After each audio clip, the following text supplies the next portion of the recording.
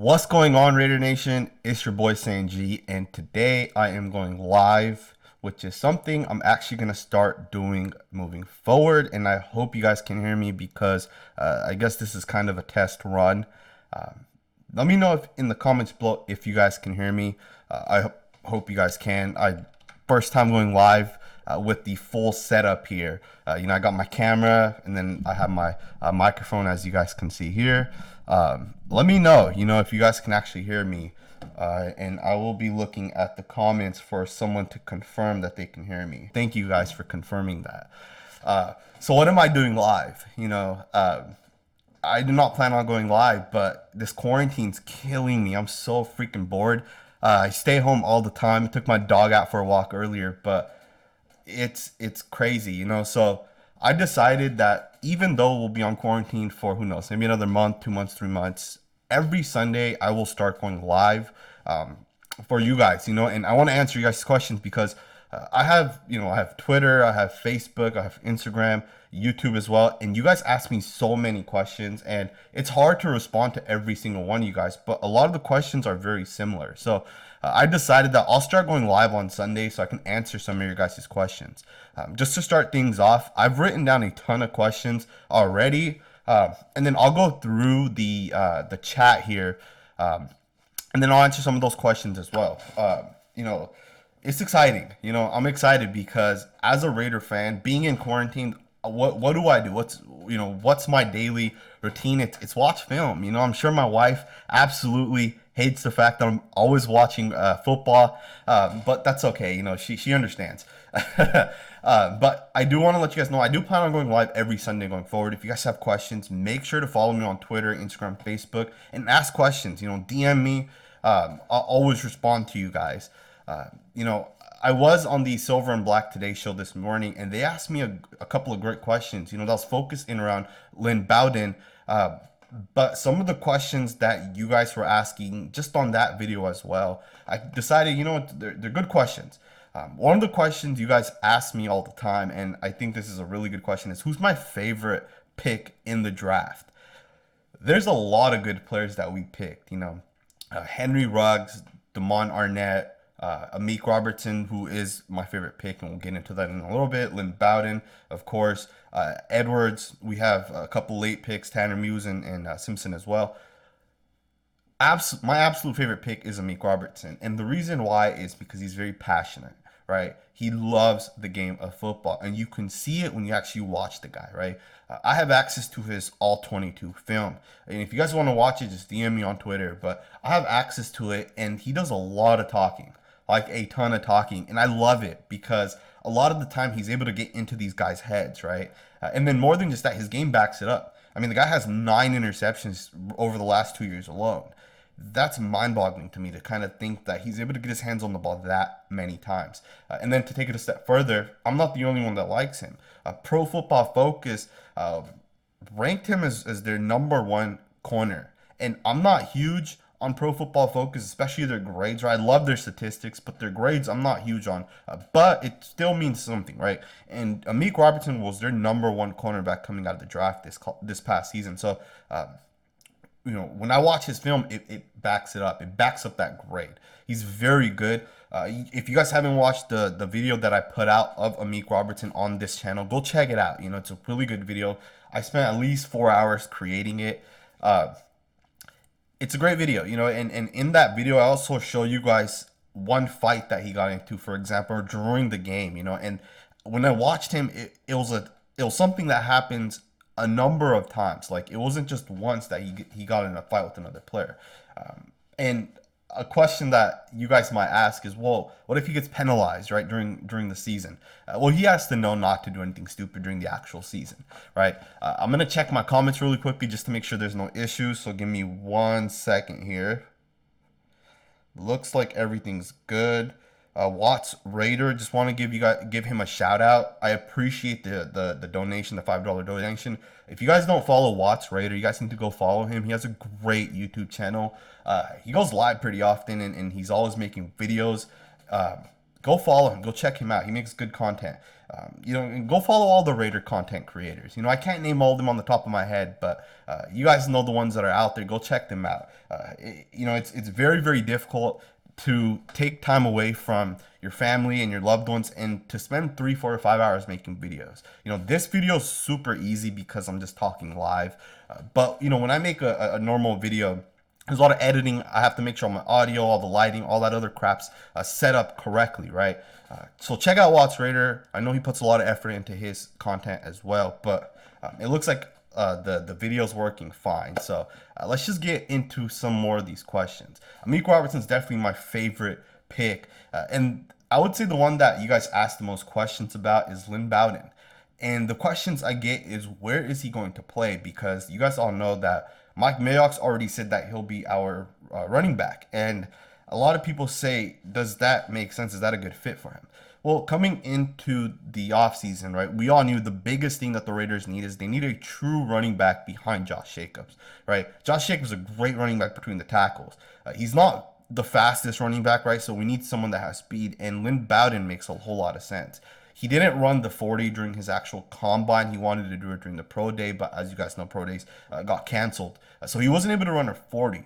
But the 40 that we do have of his was when he was in high school. I think it was 2016. It was a laser time 40, right? Which is exactly what the draft does anyways. And he ran a 4.38 40. So we know he has speed, right? He has a ton of speed. But the question you guys ask is, can he play running back? And I watched his film a ton, and I was actually watching his film yesterday, prepping for the video that I did this morning, and I could not find plays where he was a true running back, right? And what I mean by that is I couldn't find a play where Lynn Bowden was in an I formation behind the quarterback. I couldn't find a play like that. I saw a ton of plays in the first 4 weeks where he was lined up at wide receiver. I saw a ton of plays from the slot outside receiver, but I didn't see a whole lot of plays where he was lined up at running back in an I formation.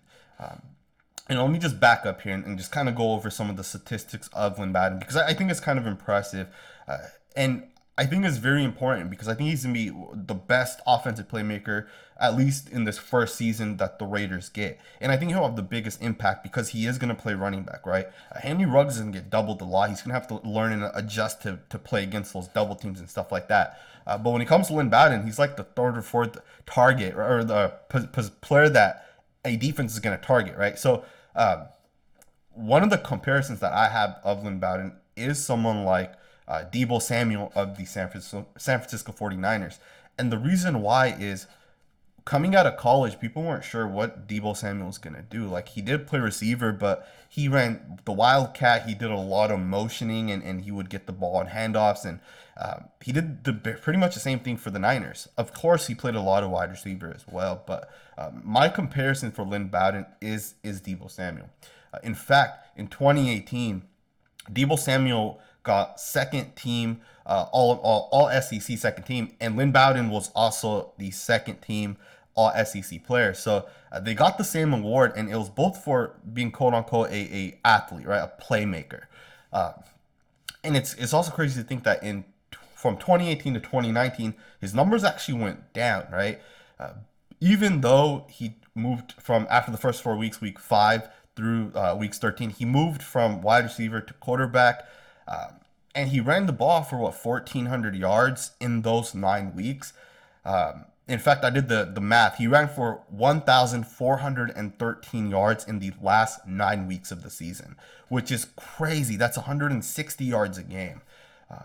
Obviously, he was playing quarterback, so he did a lot of read options. Right? He did a lot of triple options. He did a lot of RPO type of plays. And of course, he'd step back, look at his receivers, wouldn't find someone. He had the ability to take off running. I'm excited of Lynn Bowden as well. Obviously, Amik Robertson, I think, is going to be the best player that we draft, which is crazy because he was the 4th round pick. But Lynn Bowden, man, I think he's going to be super, super special. I know some people think that he's just a gimmicky player, right? I know Mike Mayock used the term, I think it was Joker. And a lot of people think that he's going to just be a guy that maybe comes in and runs wildcat formations. He's like the Taysom Hill for the Raiders, and I totally disagree with that. I think Bowden's going to play way more than people are expecting. I think Lynn Bowden, in fact, is going to line up in the slot and go in motion on every other play. If it's not Bowden going in motion, it's going to be Henry Ruggs. And I mentioned this earlier today when I was on another channel making a video. John Gruden described the Kansas City Chiefs as a team that can not only beat you north and south, but east and west as well. And you have to defend them no matter what it is. And that's what John Gruden's building for this Raiders team, right? It's great if a player can go deep, right? But if you can force the defense to go left and right, east and west, and you're forcing them to stretch out, what's going to make it that much easier for players like Josh Jacobs, Hunter Renfrow, Tyra Williams to either go deep or catch the ball in the middle of the field. And that's what Lynn Bowden and Henry Ruggs bring, right? They're going to go in motion on every other play. And one of the things I love about Lynn Bowden is, and I have the exact stat, on 178 carries last year, he broke 48 tackles. Okay, and obviously that's college stats. But the year before, Josh Jacobs on 121 carries broke 33 tackles. So Lynn Bowden broke more tackles than Josh Jacobs did, on a per carry basis, right? And what's interesting about that is when it comes to breaking tackles, Josh Jacobs does that in the NFL, right? It translated from college to the NFL. And they both played in the SEC, so they both played really good competition. Obviously, Alabama plays the better teams when it comes to the two teams, but Kentucky still plays a lot of good teams. So those two statistics really stick out to me. I'm really excited to kind of see what Lynn Bowden's going to do for the Raiders, because he is a good player, and Brian Edwards, I don't talk a whole lot about him, but I think he's going to be a solid player as well. He's big, right? I think he's like 6'3" or 6'4". 230 pounds. I think he's 6'3" to be exact. 230 pounds.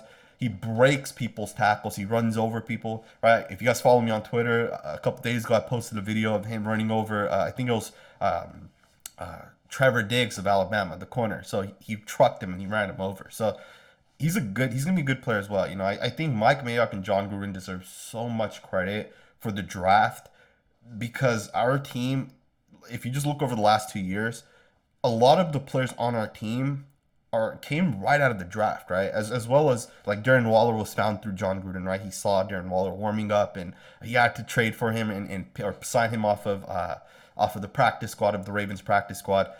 But look at how much our team has improved, right? Ever since John Gruden has gotten here, and even then Mike Mayock, right? People said Colton Miller is gonna suck. He's a bust, and he's this and he's that.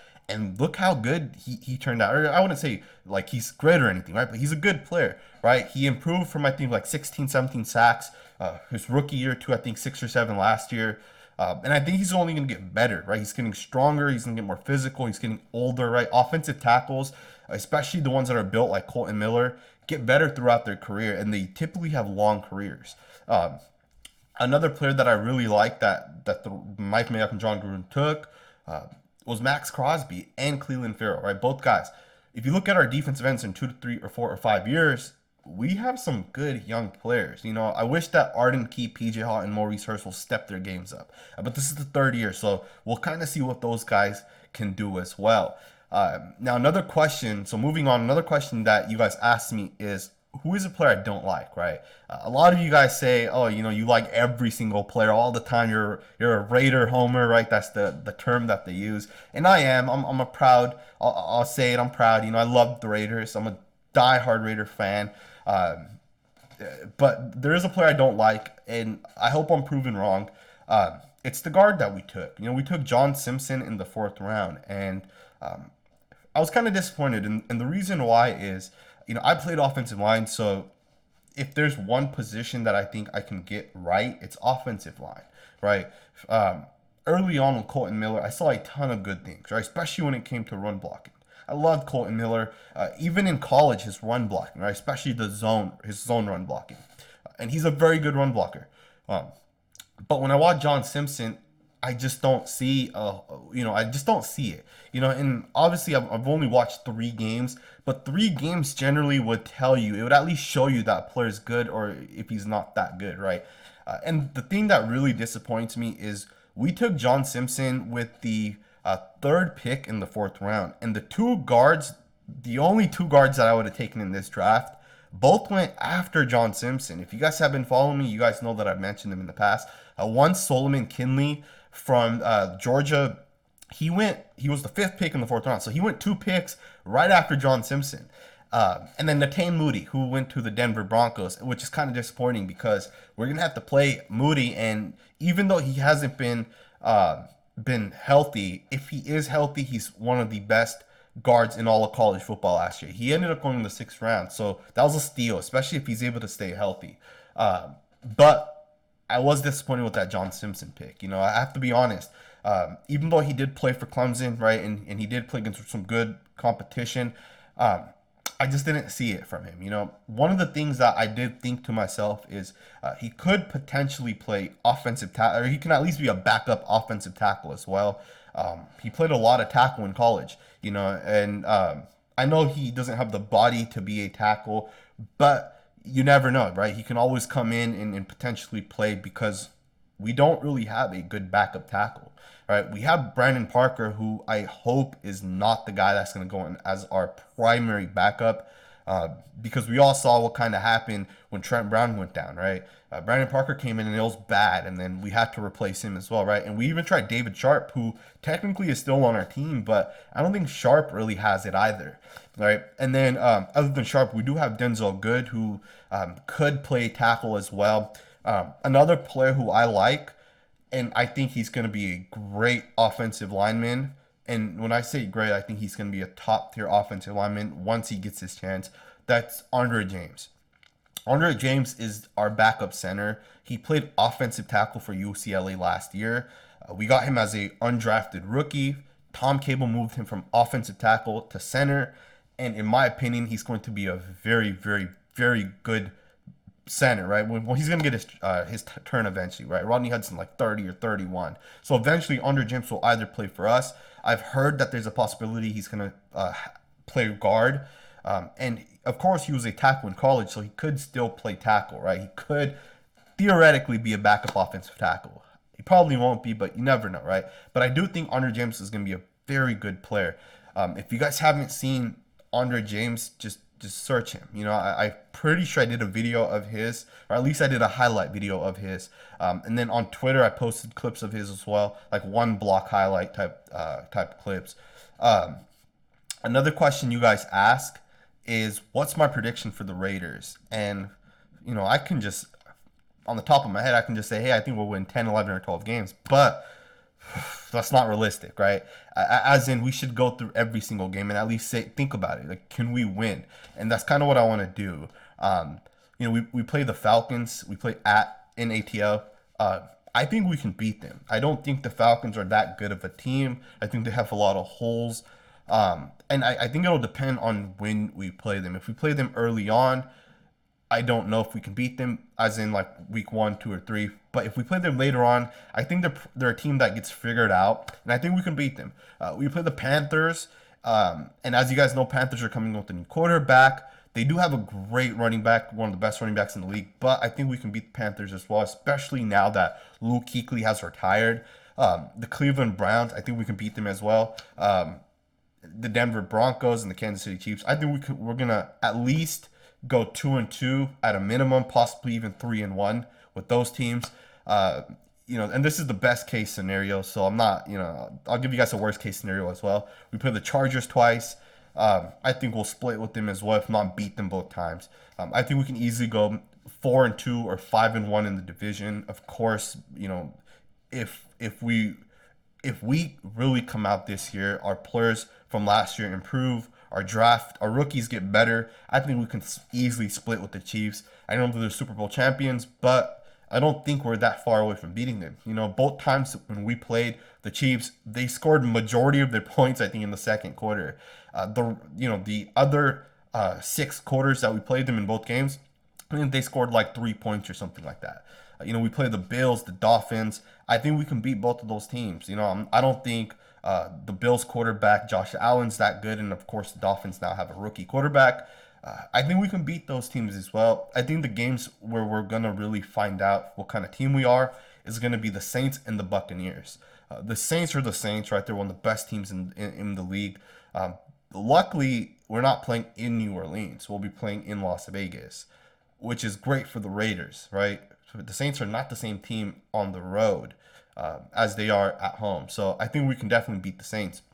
The Buccaneers, I think the Buccaneers are a very, very good team now that they have Tom Brady. But more than that, look at their weapons, right? You have Mike Evans, you have Godwin. Look at their tight ends. You got Gronkowski. I forget the other guy's name from Alabama. OJ Howard. You have a lot of good weapons, right? The thing that the Buccaneers are missing is a top tier offensive line. But they did take an offensive tackle, right, with the 13th pick in the draft. If all in all, and then we play the Colts as well, I think we can beat them. But all in all, I think we can easily win 10 games, right? Like a worst case scenario, I think we can win 9 to 10 games. Best case scenario, 12, 13, even 14 games. This Raiders team is easily one of the best Raiders teams I've seen in a long time, right? And that's a pretty crazy statement to say.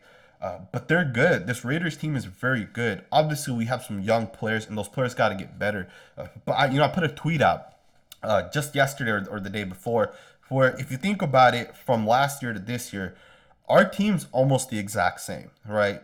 Just looking from last year to this year, we lost Worley, but other than that, I think our team's pretty much the exact same.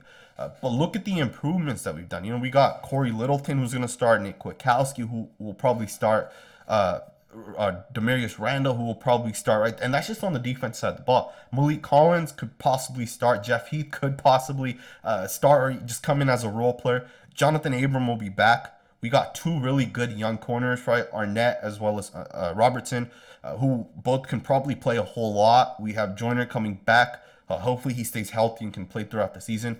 That's just on the defense side of the ball.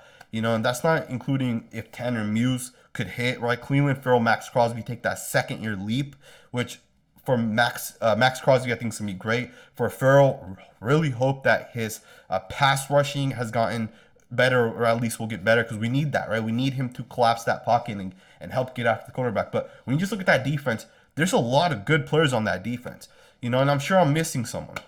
And look at the offensive side of the ball. You have basically everybody from last year. You have Josh Jacobs going into his second year, Alec Ingold going into his second year, Tyler Williams going into his second year, Hunter Renfrow going into his second year, and then you add that speed, right? You got Henry Ruggs, you got Brian Edwards obviously going to come in, and Lynn Bowden as well. And I know those guys are young, right? They're rookies, but they'll get better throughout the season, right? And maybe we can rely on them more and more as the season kind of goes along. And then you got Jason Witten, who probably won't do a lot, but he'll probably come in and block, right? He'll still block. So I think our team's very good. I think we're in a really good spot. I'm really, really excited. I'm going to actually just read some of your guys' questions. That's kind of all the questions I had. I kind of thought I had more, but apparently not. So I'm going to go through my phone here and just kind of go through these questions. So stay with me here. There's probably a ton of questions. You know what? And unfortunately, YouTube cuts it off to a certain point. So if you guys ask questions early on, I apologize. I probably can't get to that, but let me just go through some of these.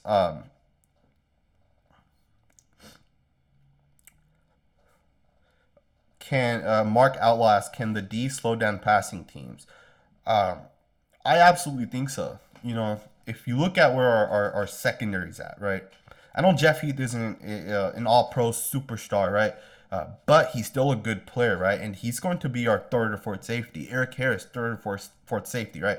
And then our starters, you got Jonathan Abram, Demarius Randall. Those are our starting safeties right there, right? And then you got the two rotational guys after those two guys. And then look at our secondary. We're at least four really, really good corners deep, right? We got Mullen, Arnett, Robertson, and Joyner. I shouldn't say really, really good because they're not like great players, but they're good players, right? At a minimum, they're all average players, right? It's not like the Kansas City Chiefs have these superstar players on their defense, right? But our team's good enough to stop passing teams. But it'll depend on how Mullen is in his second year. A lot's going to rely on Mullen. And then Arnett will kind of see how he is. If Arnett can play as good as Mullen did his rookie year, I think there's a lot of hope for this defense. And then Mullen, of course, has to really step up. And then Robertson, I think he's going to be a great player. So I think our defense can do very, very good against passing teams.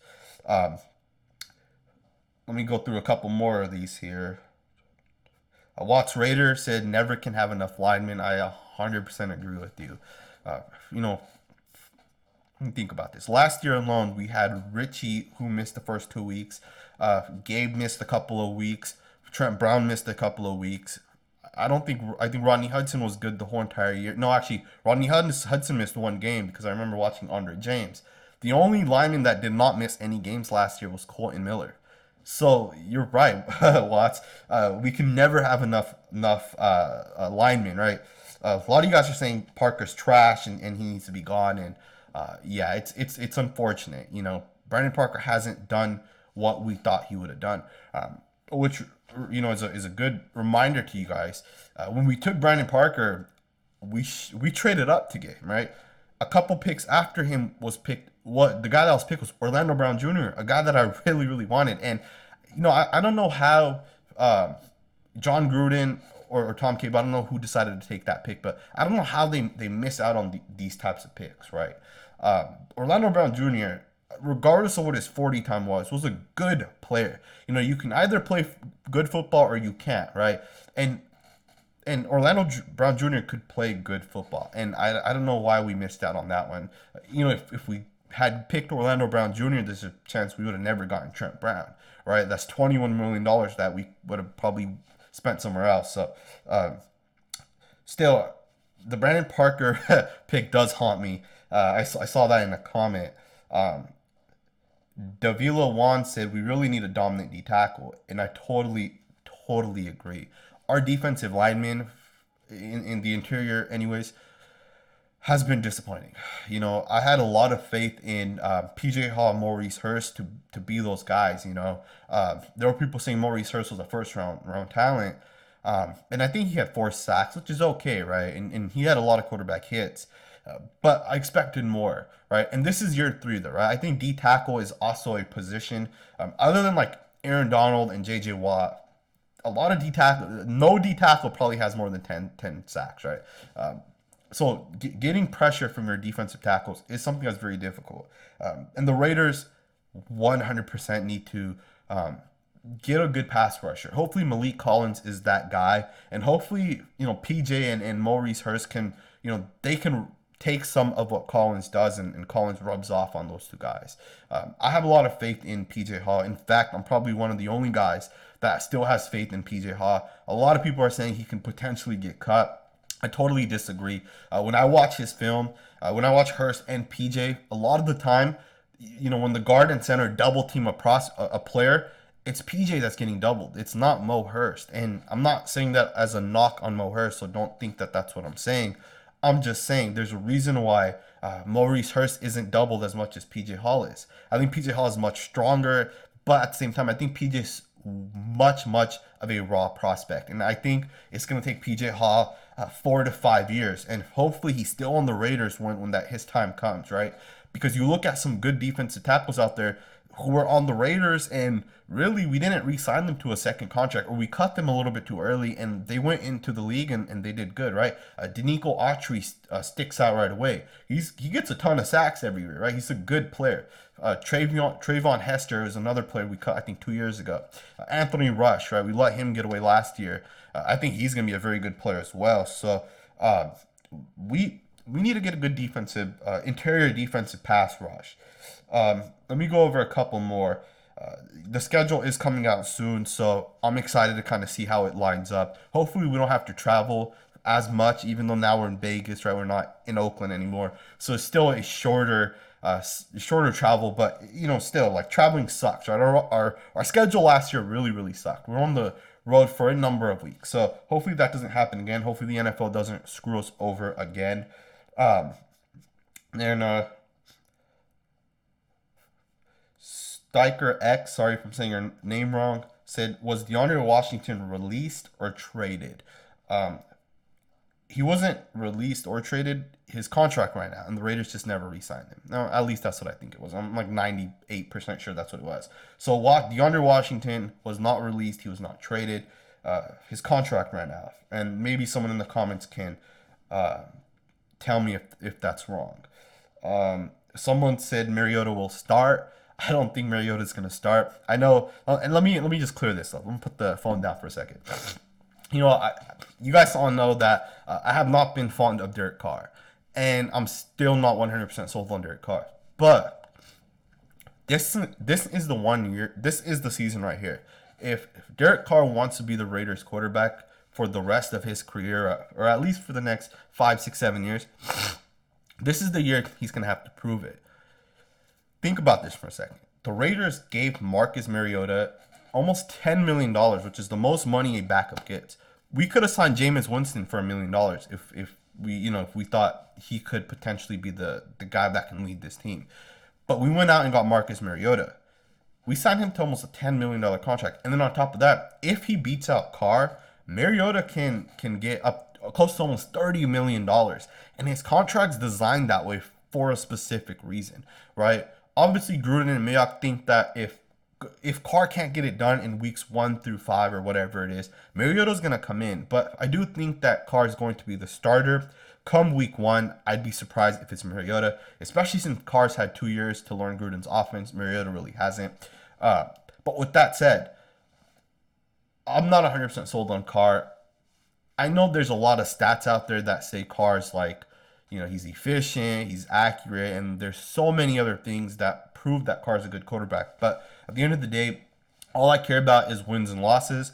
And when it came down to it towards the end of the season, right, I think we're 6-4 at a certain point of the season. Maybe I'm mistaken there, but when we needed to win, right, Trent Brown went down, Josh Jacobs went down, and we started losing, right, which shows me that we were a run-heavy team, and Carr was kind of playing based off of that, which that's kind of what I saw in film. And then other than that, when Josh Jacobs and Trent Brown both got hurt, we started losing. Now, I know we were super close against the Broncos, even though it didn't matter because we were already at the playoffs at that point. And then I know we were close against the Jags, and the referees screwed us over. But at the end of the day, we need Carr to get things done, right? And I hope he can take us to the Super Bowl this year. I really, really hope he can. I'm not a Carr hater. I'm just want to be real about it. At the end of the day, I want the Raiders to win a Super Bowl. I became a fan in 2003, 2004 when I was like 10 or 11 years old, right? That's when I started playing football. I started watching it as well, and I became a Raider fan. And I've never seen the Raiders win, minus the one season in which we went, I think, 12-4. I've never seen the Raiders win. I've never seen them get to a Super Bowl. If I was a Niners fan, I could have easily been a Niners fan. If I was a Niners fan, I would have seen them go to 2 Super Bowls already, right? And then more than just that, right? Put that aside. The Niners have had so much success, and the Raiders can have that same success, but we need our quarterback to take us there, right? Quarterback's easily the most important position, and if there's any year for Carr to do it, this is the year, right? He has everything lined up for him. He has a really good defense. Obviously, the defense has to show up. He has good playmakers. He has a good running game. He has the best offensive line in the league. Carr can get it done this year, right? And let's just get back into these comments here. That's enough ranting about Derek Carr. Let's see. Someone said that they're trying to trade PJ Hoff. I haven't heard that. I don't know if that's the case. I haven't heard that, but if that is the case, that's unfortunate. I don't think the Raiders should give up on him that quickly, right? I think they should definitely give him some more time, right? Watts Raider also said Isaiah Johnson has a chance. I agree. I didn't talk about Isaiah Johnson, but last year he broke something in his face. I don't know if it was his nose that he broke, but he broke something in his face, and he couldn't play, right? You can't play with something broken on your face because you have a chin strap, you have a mouthpiece. Every hit, right, your chin strap might hit your face or whatever, and you can damage your nose even further. But Isaiah Johnson was a good player, right? So hopefully he can come in and same with Keyshawn Nixon, right? Both rookies, hopefully they can take the next step. Someone has to get cut. We have a lot of corners, so it'll be interesting to kind of see what happens there. Let's go over a couple more of these. NorCal Finest said a player like Kyler Murray of the Arizona Cardinals is the perfect quarterback for the Raiders. Kyler Murray's a good quarterback. He's going to be my fantasy football quarterback. In fact, I'm going to go ahead and put this out there. I'm thinking about doing either a fantasy football league or one of those dynasty leagues, right, where you draft your players and you keep them, and then you just you do picks of the rookie players. If you guys are interested, DM me on Twitter or just let me know in the comments below. If you guys are interested, I don't know. I might do like a 12 team or maybe something like a 32 team. I don't really know how I would design it, but and it would be a big buy-in, right? It's not going to be like a $10 buy-in and then people can just leave mid-season and never care again, right? It'll be like 100 to like $300 buy-in. I do fantasy football. At least I have for the last 2 seasons, and I've been in 2 or 3 leagues, and the average buy-in is like $300, and it keeps people engaged and it keeps them interested. So I'm thinking about doing something like that. I don't 100% know, but if you guys are interested, let me know, right? But back to the Kyler Murray question. He could be a good fit for the Raiders, of course, but we won't know, right? He's the quarterback of the Arizona Cardinals, so I guess we'll never know, right? Someone also asked about the 10 jersey giveaway that I'm going to be doing. Am I still doing that? Yes, I will still be giving away 10 Raiders jerseys. You have to subscribe to my other channel, and if you guys don't know what that is, I'll put a link in the description somewhere below. It's my secondary channel. It's a channel of where I just make videos of things that I'm interested in, non-Raiders, right? I don't want to put non-Raider stuff on this channel. I'll keep this 100% Raider. But yeah, there's another channel that I have. So if you subscribe to that channel, I'm gonna give away 10 jerseys once I hit 1,000 subs. So 1% chance that you guys can win, right? But yeah, I'll be giving away 10 jerseys. You guys get to pick whatever you guys want, and then I'll place the order. I'll reach out randomly once I hit 1,000 subs on that channel. Let's just get over a couple more of these.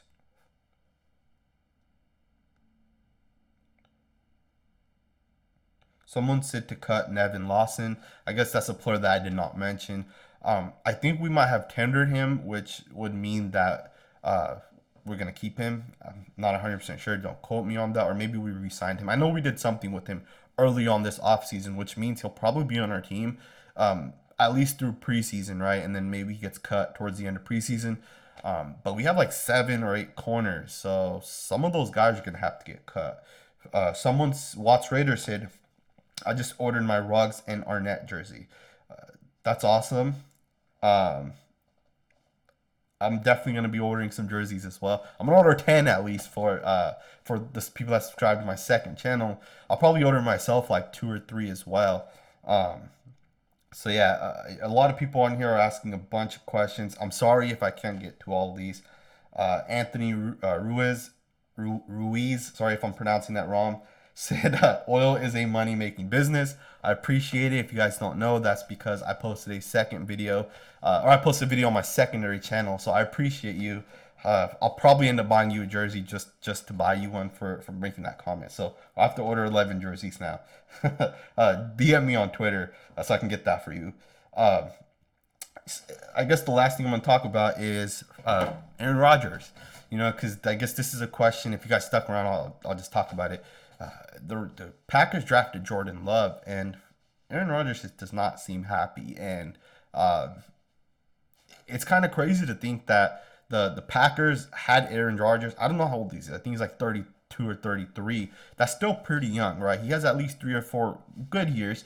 But it's crazy because the rumors are starting that the Raiders are going to go get Aaron Rodgers. Just so you guys know, Aaron Rodgers hates the Raiders. Aaron Rodgers is a San Francisco 49ers fan. Anytime he gets a chance to stick it to the Raiders, he does.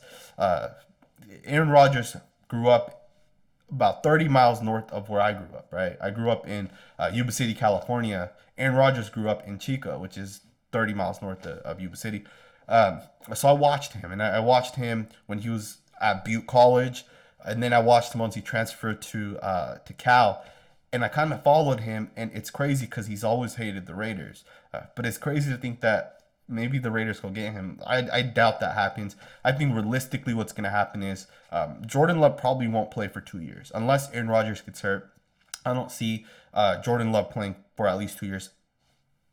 Either Aaron Rodgers gets hurt. I guess the other scenario is Aaron Rodgers plays badly and they move on with Jordan Love. Either way, I don't think Jordan Love's going to play for a while, but eventually he will get his chance. And I think at that point, Aaron Rodgers will move on, but I don't think it's going to be with the Raiders, and I don't think the Raiders are going to trade for Aaron Rodgers, especially not this season. And with signing Marcus Mariota to the contract that they did, I think we only have like $8 million left. Financially, it just doesn't make sense. I hope you guys enjoyed this video. It's kind of long. I guess there's one other thing that I want to do is you guys have been asking me about my studio, whatever you want to call it.